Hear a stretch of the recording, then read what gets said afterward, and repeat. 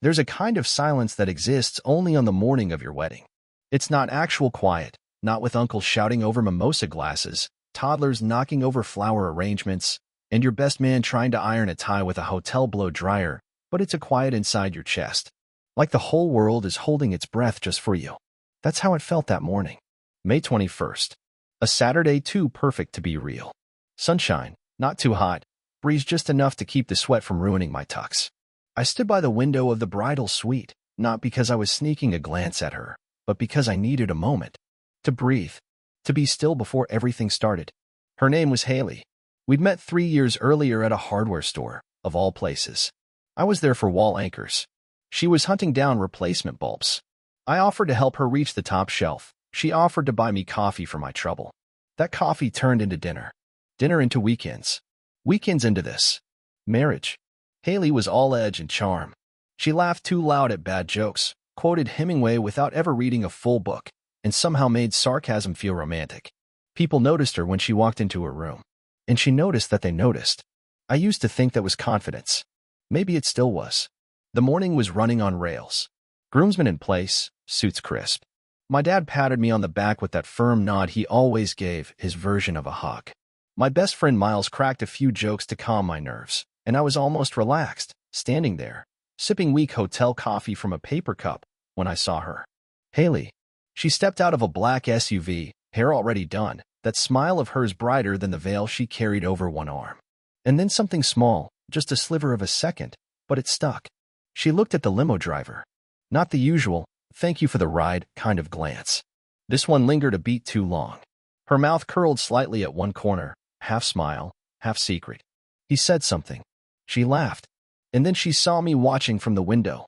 I smiled and raised my coffee cup like a dorky salute. She waved back, beaming, like everything was right with the world. And maybe it was. Maybe it was just a laugh. Just a look. Maybe I was reading too much into it. Nerves play tricks. You start seeing ghosts where there's only sunlight. I turned away. Told myself to breathe. Don't go overthinking, Miles said beside me. Every groom gets cold feet. It's tradition. I nodded. He was right. But there's another kind of cold. The kind that sits in your gut and doesn't melt with jokes or warm wishes. The kind that says, not don't do it, just be careful. I tucked it away. Folded that little moment into the back of my mind like a creased receipt you're not ready to throw out. Let's get you married, Miles said, straightening my lapel. And so I did what a lot of men do. I walked toward the aisle, hopeful, committed, and just a little bit blind. The ceremony was set up just like she'd planned it, under a canopy of white linen and oak trees, with chairs arranged in a perfect semicircle around us. The kind of picture-perfect layout you'd find on a wedding blog titled 10 Rustic Weddings That'll Melt Your Cold, Dead Heart. I stood at the altar in the early afternoon sun, sweating only slightly more than everyone else, watching Hailey walk toward me in slow motion. Her dress shimmered in the light like something out of a bridal magazine. Her eyes forward, step steady. Every head turned to admire her. Every camera clicked. Every heart in that little grove swelled with romantic optimism. Except mine. Mine hesitated. Not panic, don't get me wrong. I wasn't getting cold feet. But it felt like I was watching a movie where the dialogue doesn't quite match the actor's lips. Something about her expression didn't sit right. Not nerves, not joy. Just distance. She got to the altar and smiled. Not at me, at the crowd. We held hands. Said the words. Promised things. For better or worse, till death do us part, the usual lines passed down through generations, polished smooth like river stones. I looked into her eyes and meant every word. She looked into mine and blinked just slightly too fast. It's funny what you notice when you're paying attention. Her phone, for instance, tucked inside the bouquet ribbon, vibrated twice during the ceremony. I felt it because our hands were linked. She didn't check it, credit where it's due, but she noticed. A slight thumb twitch. A tilt of her head. That internal tug that people get when the real world outside the moment is whispering to them. After the I do and the kiss, which tasted vaguely of lipstick and peppermint schnapps, the reception kicked off like any other. Clinks of champagne glasses. First dances choreographed just enough to seem effortless. Hailey laughed in all the right places, posed for photos, threw her bouquet with theatrical flair. But beneath it all, something in her was elsewhere. During the toast, I gave a little speech. A few jokes. A story about how I met her in a hardware store and she said, I only date men who know how to install ceiling fans. Laughter, Polite applause, a few s. Hailey smiled, but it felt like it was on autopilot. Then came her turn. She stood up and raised her glass, thanking everyone with the right amount of warmth and sparkle. Said I was steady, patient, and safe. Words that sound sweet to strangers, but to a man who's lived with her? I felt the cold edge in each one. Like a compliment you give a fire extinguisher, dependable in emergencies, forgettable otherwise. At one point, I caught the bridesmaid, Jess, trying not to look at me. Jess, who had helped Hailey pick out her dress, who once called me the kind of man you don't let go of. She avoided my eyes all through the dinner. When I finally got a second alone with her by the buffet, I said, "You okay?" She smiled too quickly, muttered something about shrimp allergies, and vanished into the crowd. And then there was the limo driver. I saw him again.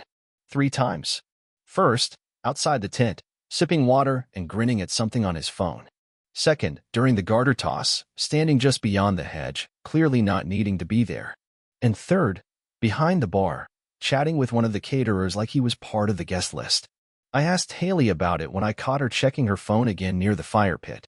"He's just friendly," she said with a shrug. "And the car service runs late, you know that." I nodded, though I didn't.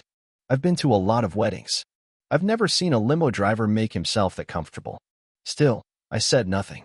Because saying something would mean opening a door I wasn't ready to walk through. Not on our wedding night. Not yet. The reception rolled into twilight with all the predictable grace of a Pinterest dream, fairy lights blinking in the trees, a 5-piece jazz band playing an acoustic cover of Can't Help Falling in Love, and the open bar flowing like a suburban miracle. For a while, I let myself believe we were okay. Hailey was the center of it all, of course. The dress. The smile. The way she twirled once for the photographer like she was auditioning for a cologne ad called Euphoria and Betrayal. She made her rounds. She hugged her aunt. She danced with her father. She kissed a few cheeks too close to the mouth and laughed too loud at a groomsman's lame story about college pranks. But somewhere around the cake cutting, she vanished. I didn't notice at first. Not exactly.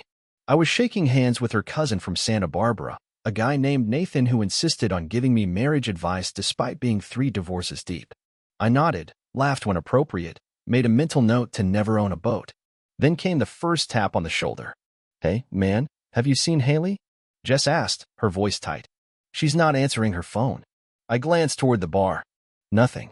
"She was just here," I said, which was true 10 minutes ago, tops. Probably freshening up. Just didn't look convinced, but she nodded. I brushed it off, half listening to the band, half hoping the moment would just pass. Weddings are chaotic. Brides get pulled in a dozen directions. Maybe she needed a minute. Then came the second person. "Hey," said Miles, lowering his voice, "your mom's looking for Hailey. Wants to take a photo before the older folks start leaving." I nodded again. "She'll be right back." But that cold little knot in my chest? It started to tighten. I made a slow circuit of the venue. First the bathroom near the lobby, then the bridal suite upstairs. Empty. Her purse was still under the head table, untouched. Her bouquet had been left on a chair by the fire pit. I checked with the photographer. She said she needed a break, he muttered, distracted, flipping through his camera roll. Didn't say where she was going. The third person sealed it. One of the bartenders leaned over the bar and said, "Hey, didn't your wife leave in the limo?" I blinked. "What?" "Yeah. Thought it was an early exit. She got in with someone. Figured you were going too." I walked out onto the gravel drive. The limo was gone. Not parked around the side. Not moved for repositioning. Gone. No driver. No note. No clue. I stood there, hands in my pockets, staring at the empty stretch of road like it could explain something. My best man caught up to me a minute later. "What's going on?" he asked. I don't know. Want me to call her?" I nodded, too numb to answer out loud. He dialed. Waited. Then shook his head. Straight to voicemail. The breeze kicked up then. Cold, unexpected, like the night had decided it was done pretending to be warm. Inside, the band was still playing. Guests were laughing, clinking glasses. Someone yelled for more cake. The illusion of joy carried on just fine without the bride. I walked a few steps back toward the venue. Someone passed me with a drink in hand, grinning. "Hell of a night, huh?" "Yeah, hell of a night." It took 20 minutes and 3 phone calls to the limo company to get any answers. The first guy thought I was asking to book a ride. The second said he couldn't give out client information. The third, blessed the weary voice of a woman who'd clearly been through worse, muttered, Unit 12 said they were just up the road, pulled off on Old Mill Lane. Old Mill Lane. A dirt road barely wide enough for 2 cars, lined with overgrown hedges and the kind of rusted mailboxes that looked like they'd been ignored for decades. Not exactly the scenic detour you'd expect during a wedding. Miles offered to drive me.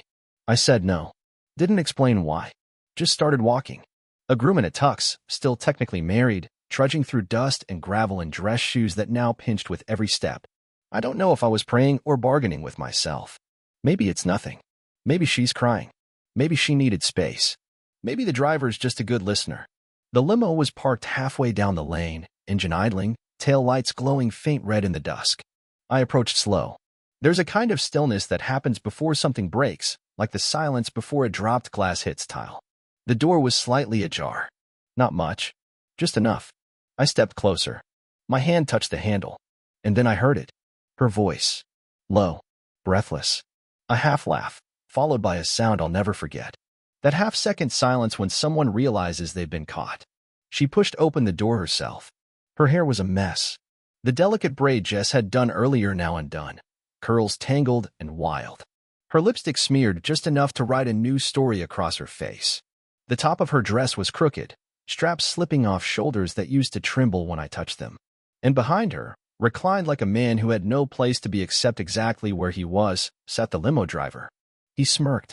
She didn't. Hailey stepped out of the car like a woman returning from a cigarette break. No panic. No tears. Just tired. I stood there. I didn't say a word. She smoothed the front of her dress and avoided my eyes. I'm sorry you saw that, she said. Not I'm sorry it happened. Not I didn't mean for this. Just I'm sorry you saw it. My voice, when it came, didn't even sound like me. Why? She shrugged. Shrugged. It was a mistake. Just once. My chest felt like drywall after a flood, intact, but sagging, soft in all the places that used to be strong. I looked past her at the limo driver. He looked away, suddenly fascinated by his fingernails.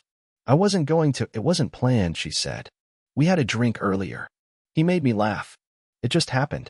You left our wedding. Her mouth opened, then closed again. And then, like nothing happened, she said, can we go back to the party? People are going to notice. That's when I laughed. Quiet, breathless. The kind of laugh you make when a tire blows out on the freeway and all you can do is grip the wheel and hope the guardrail's kind. Back to the party? I asked. Let's just pretend. I held up my hand. That stopped her mid-sentence. For the first time since I'd met her, I saw her not as a woman I loved, not as the bride I'd imagined sharing my life with. I saw her as someone who would set fire to her own house and ask if we could still host brunch. She took a step forward, maybe to touch my arm, maybe to play some cards she thought she still held. I stepped back, and I said, very calmly, go back if you want. She blinked, but I won't be there. Then I turned and walked away, not fast, not slow, just steady, one foot in front of the other down a road that suddenly felt a lot longer than it did before. I walked back to the venue with gravel crunching under my feet and the taste of copper in my mouth.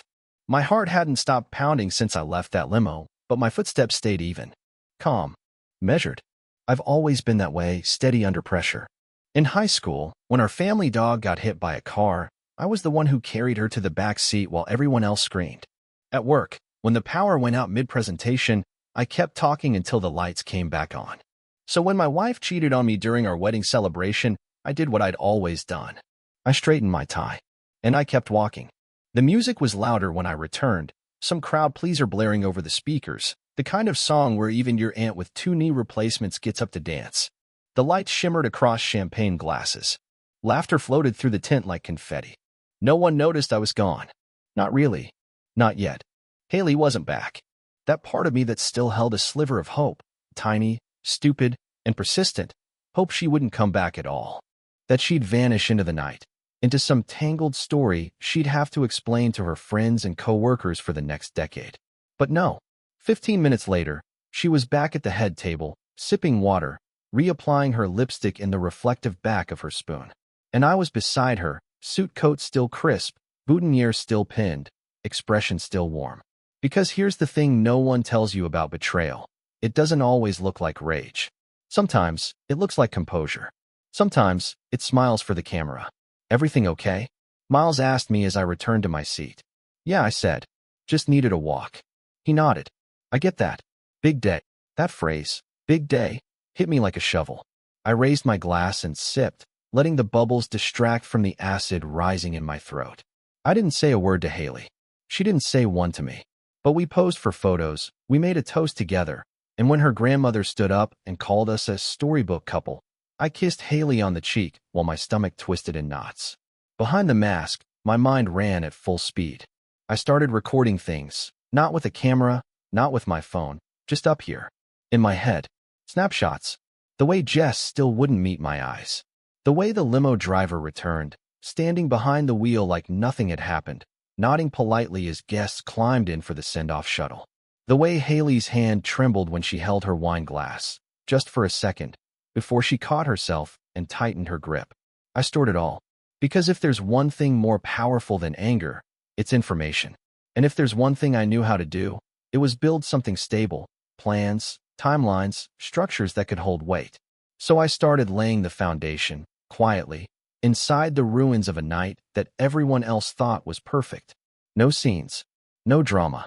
Not yet. Let them dance. Let her think she got away with it. The night wore on, and I smiled my best man smile. I shook hands. I hugged her cousins. I took a bite of cold wedding cake that tasted like cardboard and tried not to think about what she'd been doing while I was cutting it. I didn't make a speech. I didn't cry in the bathroom. I just watched. And I waited. Because the thing about keeping your mouth shut is people forget you're listening. But I was. Every second of it. The honeymoon was supposed to be in Costa Rica. Jungle hikes, white sand beaches, a resort with a name I couldn't pronounce but had paid for in full 6 months ago. There was even a spa treatment scheduled for the second morning. Couple's volcanic mud wrap. I remember thinking that sounded like a punchline to a joke we would tell years later. Instead, we went home. She blamed the chaos, said she wasn't feeling well. Too much build-up, too many people, she murmured in the cab as we pulled away from the venue, like she had just finished running a marathon instead of committing an affair in the back of a limo. I stared out the window, watching streetlights blur into each other, one after the other, trying to find a single emotion in the mess of static inside my head. She didn't mention the driver. Not once. Not on the ride home. Not when we stepped inside our apartment. Not when she left her dress crumpled on the floor like shed skin and crawled into bed wearing an old t-shirt like nothing had happened. She just kept saying, wedding stress, as if those 2 words could clean up the glass she'd shattered. I didn't argue. I didn't confront her. I didn't even flinch when she kissed me on the cheek and said, "Can we just start fresh tomorrow?" Sure. Tomorrow. First thing the next morning, I made 3 calls. Not to friends. Not to family. No confessions. No blow-ups. First, my accountant. I told her I needed to look into some financial restructuring. I just want to feel more in control, I said. She didn't ask questions. She's been through 2 divorces herself. She understood. Second, a lawyer. His name was Grant Ellison. Specializes in marital law, asset protection, prenups, the kind of guy whose office smells like expensive leather and silent regret. I didn't tell him the full story. Not yet. Just enough for him to nod slowly and say, "You're doing the right thing by coming early." Third, a therapist. Dr. Alicia Mann. A calm voice in a quiet office. I told her I needed someone who wouldn't flinch at silence. Someone who wouldn't push. "I'm not here to cry," I said. "I'm here to stay clear." She nodded like that made sense. Maybe it did. That week, I began documenting everything. Every text, every shift in behavior, every, "I'm working late," that didn't add up. I opened a private cloud drive and started storing screenshots, timestamps, calendar entries. I wasn't building a case for court yet. I was building a record for myself. Something to hold on to.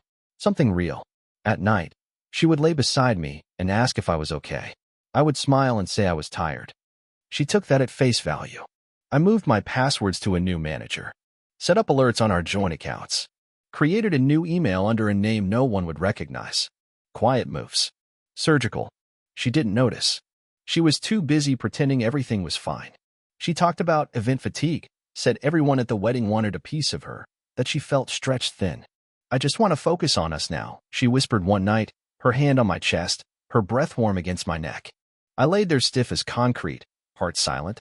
"Of course," I said, because she had no idea the man she married was gone. And the man lying next to her? He was already working on the exit plan. The thing about betrayal is, it doesn't rot all at once. It starts small. Hairline fractures and trust. A glance that lingers too long. A laugh that doesn't belong to you. But once you know where to look, once the light shifts just right, the cracks shine like neon. And I started looking. Her phone wasn't the way in. She'd gotten careful, or at least careful enough. Password changed. Face ID reset. A small tell in itself. But she'd forgotten the tablet. That old iPad we used to stream movies in bed. The one she stopped using once she got her new phone. The one still syncing with her cloud. She left it on the coffee table one night, screen glowing. Notification banner half visible. I picked it up. Didn't feel like spying. Felt like inventory. Like checking which windows were already broken before boarding up the house. And there they were. Messages. Dozens. Not to the limo driver. He was just the latest audition. There was someone before him.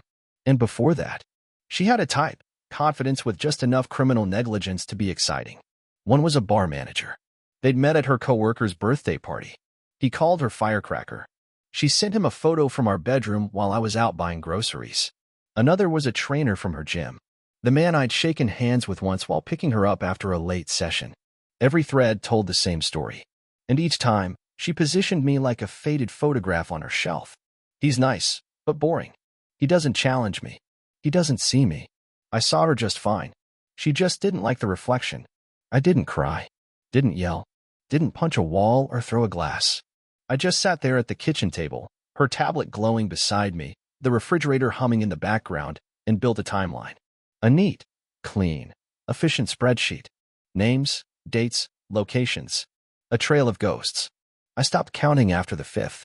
Instead, I opened a new tab and downloaded the divorce paperwork. Our state allows no-fault filings, but I wasn't interested in clean exits anymore. The prenup had a fidelity clause. My lawyer had confirmed it. I just needed proof. I now had more than enough. That night, I watched her brush her teeth. She was humming. Humming. Like we were just any couple in any apartment. Like there wasn't a collapse echoing between us. She caught my eye in the mirror. What? Nothing, I said. Just tired. She smiled. We should take a weekend trip soon. Get out of the city. Yeah, I said. Let's plan that. In the morning, I filed the documents. Quietly. Online. Through a portal that didn't care about vows or flower arrangements or the cost of custom invitations.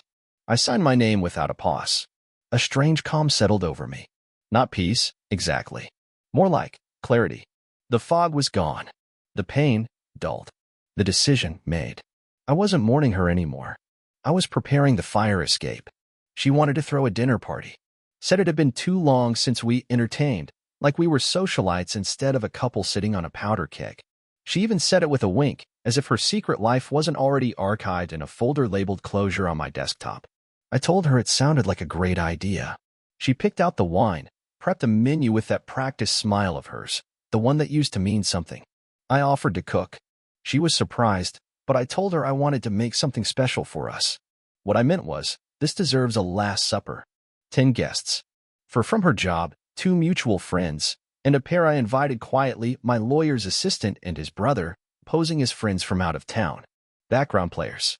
Observers. And one more name I slipped in late, as though it had just occurred to me, the limo driver. You invited Devin? She asked, tone too light. I shrugged. He was part of our big day. Thought it might be nice to include him. She hesitated, then nodded. Sure. Just, maybe don't make it weird. No promises, I said with a smile. The table was immaculate. She said it herself. Gold chargers, linen napkins folded into little crowns. Candles flickered like co-conspirators. Everyone brought wine. Everyone complimented the salmon I cooked. Hailey laughed, that same too loud laugh she used when she wanted the room to orbit her. And I? I played the part. The doting husband. The charmer. The man everyone thought had won the jackpot. Devin arrived late. Said he got held up, grinning in that way men do when they think charm is a shield. He shook my hand with too much confidence, then kissed Hailey's cheek just a second too slow. I offered him a seat at the center of the table. She caught my eye, just briefly. I held the gaze, steady, then raised my glass. Everyone, I said, tapping the rim gently with my fork. If I could steal a moment. The room quieted. I stood, wine in hand. Looked around the table. Faces grinning. Glasses half full. A scene out of a magazine. I want to thank you all for being here. It's not every day we get to share a meal with the people who've shaped our lives. Friends, coworkers, rideshare enthusiasts, a light chuckle rolled through the room. We're lucky to have you. Hailey smiled, a little too tightly. I've been thinking lately, I continued, about how much people show you who they are when they think you're not watching. The little things. A message left open on a screen. A conversation behind a door. A look exchanged in a rearview mirror. I didn't name anyone, but I watched. Her fingers froze around her wine stem. Devin suddenly found great interest in his napkin. Some say what you don't know won't hurt you. But I've found the opposite to be true. It's what you do know, what you quietly collect, that gives you power. The table shifted. Chairs creaked. The air got thinner. I used to think love was about trust. Now I think it's about clarity. About seeing someone fully, even when they're trying to be invisible. I raised my glass. To mask slipping. And to the moment you realize you were never crazy, you were just kind. I drank. The room did too, slowly, uncertainly. And then I smiled. Like a man who had just begun digging the escape tunnel 6 months ago and now saw daylight at the other end. Dinner continued. Small talk resumed. But the temperature never recovered. Because they knew. Or at least, they suspected. And suspicion has a scent stronger than any confession. It started with whispers. Not from me. I hadn't said a word. But when a man learns to walk through fire without flinching, people start to wonder why he isn't burning. After the dinner party, things began to shift. Not overnight. Not with fireworks. More like erosion. Slow. Methodical. Just enough for her to feel it in her bones before she saw it on the surface. Her phone buzzed less. Text threads with coworkers turned quiet. Her office buddy canceled brunch. Her manager postponed their weekly one-on-ones, then reassigned 2 of her major accounts. She came home one night visibly shaken, kicked her heels into the wall, muttering something about jealous people and bad timing. I asked if she wanted tea. She didn't answer. By the end of the week, her friend Jenna called to say she couldn't be part of the girls' trip anymore. Something about reevaluating priorities. The same Jenna who once planned our engagement party like it was the Oscars. Devin stopped showing up entirely. Ghosted her, from what I could tell. Maybe someone tipped him off. Maybe he just realized what kind of spotlight was forming and stepped out of the way. Rats are good at that. Her boss, the one with the wife and 2 kids and a LinkedIn profile full of inspirational quotes, had a sudden change of heart about their special connection. Turns out HR doesn't find infidelity flattering when it creates liability. She got the notice on a Thursday. They called it a restructuring. I called it Act 1. At home, she kept trying to talk. Small, polite bridges tossed over a canyon that had grown too wide. Do you want to watch something? I was thinking we could take a weekend drive. You've been quiet lately. I nodded. Smiled, even. The calm before a storm isn't just silence, it's control. And I was holding the reins. The morning I served her the papers, it was raining. Nothing poetic. Just wet pavement and traffic noise and the smell of burnt toast because she forgot it in the oven again. I walked into the kitchen, dressed for work. Set the envelope on the table beside her coffee mug. She looked up. Groggy.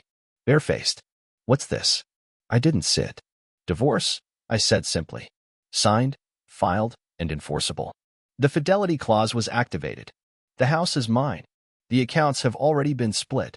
You'll get a stipend for 6 months. After that, you're on your own. She blinked, like the room had shifted dimensions. You're joking. No. You can't just.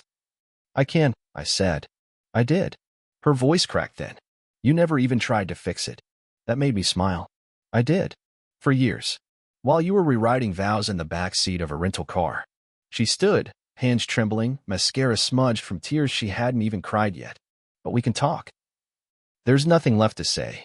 She stared at me, finally seeing the truth in my eyes. That I was never going to yell. Never going to plead. Never going to beg her to love me again. That was her final mistake, thinking I didn't know my own worth. Outside, the rain eased to a drizzle. I picked up my keys, nodded once, and walked out. Behind me, the only thing that collapsed was the illusion she'd been living in. And in its place? Clarity. The kind that feels like freedom. There's a stillness that comes after the storm, not silence, exactly, but something better. Something earned. Viewers, this is the end of the story. We would be very grateful for your likes, comments, subscriptions, and sharing of our stories. See you next time.